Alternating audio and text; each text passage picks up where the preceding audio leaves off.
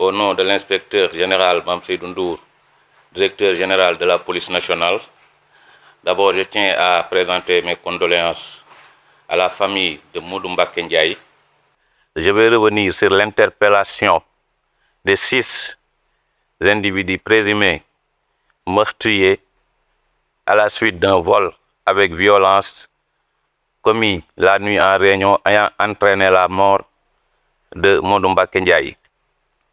Les faits se sont déroulés le 5 juin 2025.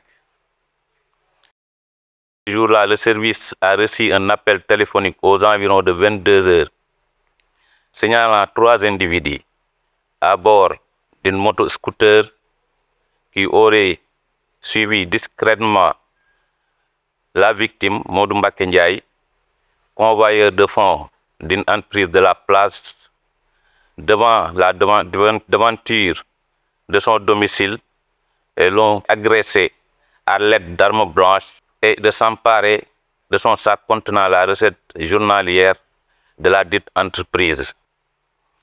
Sans désemparer, après avoir avisé la hiérarchie et le procureur de la République près le tribunal de notre ressort, un transport a été immédiatement effectué sur les lieux. Nous avons pu constater que le domicile objet des lieux du crime est équipé de caméras de vidéosurveillance. 3 individus à bord de motoscooters ont suivi Modou Mbacké Ndiaye et l'ont agressé devant la devanture de son domicile et ont pris la fuite. Grâce aux outils de dernière génération de la police nationale, mais aussi au professionnalisme des éléments, nous avons pu identifier un d'entre eux, connu dans le secteur, un certain DS, qui, selon les déclarations, habiterait à l'arrêt Baïfal. Après leur forfait, ils se sont rendus directement à Guédiawaye, aux abords des bandes de Filao, où ils se sont partagés le butin qui, selon ses dires, tourne autour de 8 millions. D'après lui, il n'a reçu de ces 8 millions que la somme de 1 300 000 francs. Il a dépensé et confié le reste, c'est-à-dire les 500 000, à un ami non encore identifié qu'on est en train de rechercher. Le mobile du crime.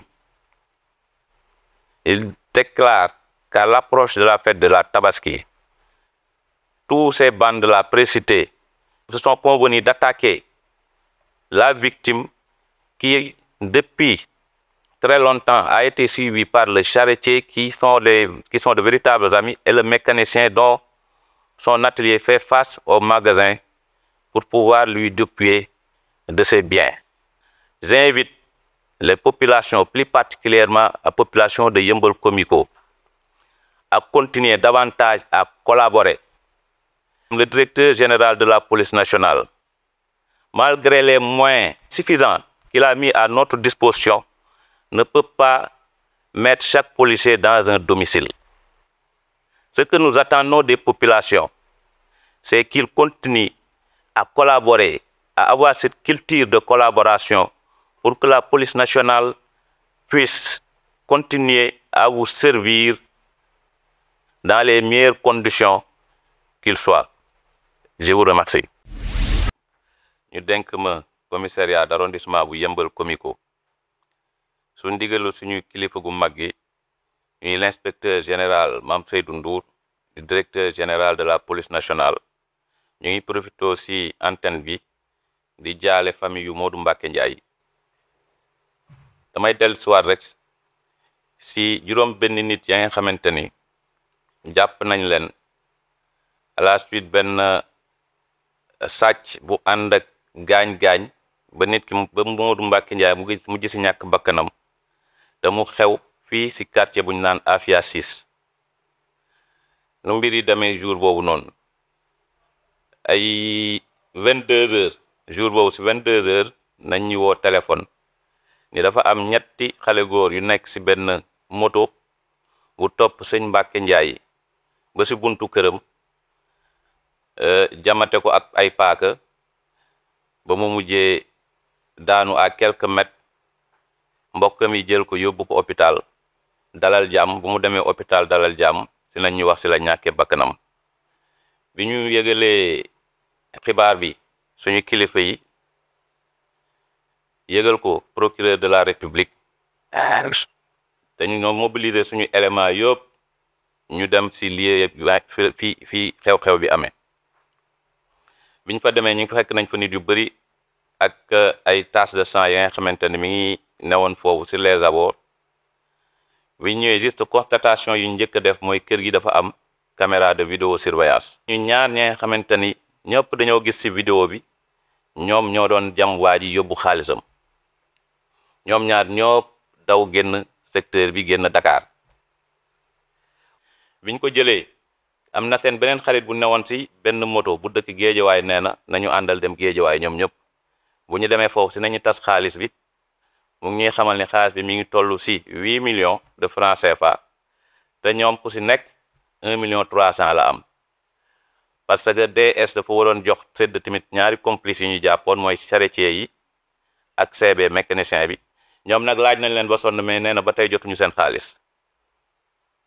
ci 1 million 300 yooyu moom mu jot jënd na ci ay yére jënd ci téléphone portable ba pare dénk ci benn xaritam ba nga xamante ni ñu ngi koy seet. ci tënkal ki ñuy dese daal ka nga xamante ni wóor nañ moom moo ñu dese ci bande bi moom nañuy wax DS te ñu gis ko noonu ci vidéo bi mooy keneen ki ñu gis ci vidéo bi te ñu ngi koy recherché farouchement te ragal naa ci fan yi néew dinañ ko teg loxo ndax ñu ngi avancé bu baax ci wàll boobu. limal nañu nag yeneen complices yi nga xamante ni ñu ngi leen di recherché ñoom tamit parce que am na seen benn xarit bu mu wax moo yoroon moto bi moo leen doon dimbale ci kii bi ñu ngi leen di recherché ragal naa ci fan yu néew ak xarañteefu police nationale dinañ leen teg loxo. ci loolu daal di woowaat population bi population sénégalaise toute la population sénégalaise rawatina bu Yeumbeul Comico ñu continuer di collaborer avec la police nationale. Certes, la police nationale a tous les outils nécessaires ba képp ku def wala képp kuy waaj a def ñu jàpp la mais la police nationale a tous les outils nécessaires ba ku def ba pare ba yaakaar dina rëcc dinañ la jàpp te dinañ la jox jébbal yoon. beneen bi mooy kilifa gi mi ngi def lu mu mën kilifa gu mag bi mi ngi def lu mu mën jox ñu jumtuwaay yëpp ñu réussir mission bi mu ñu jox waaye nag foog population bi xam mënuñuy jël kër gu nekk teg fa benn policier. ci loolu rek ñu leen di ñaanaat di leen ñaax képp ka nga xamante ni yaa ngi gis naka su dul noonu sa koñ nga ñëw nga dénoncé woo ñun muy le service man en premier suñu téléphone du fay dañ ñu ko jox pour ñu servir leen 24 heures sur 24 suñu téléphone mi ngi tàkk heure bu ngeen gisee la nga xamante ni naka su dul noonu mën ngeen ma woo suñu éléments yi ñu ngi en permanence lu ñu suñu kilifa wax en permanence ci terrain bi pour daal bépp ñaaw teef ba nga xamante ni def nañ ko police réglé ko ci nu mu gën a gaawee ñu ngi leen di gërëm di leen sant.